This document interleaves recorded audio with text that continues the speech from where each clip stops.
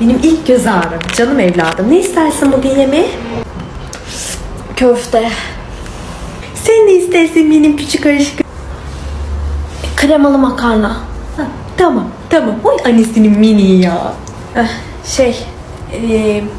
Neydi adın? Elif. Anneciğim. Ha Elif. Köfteyle makarna yapacaksın bugün.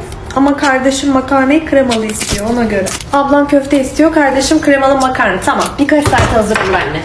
Hadi bakalım.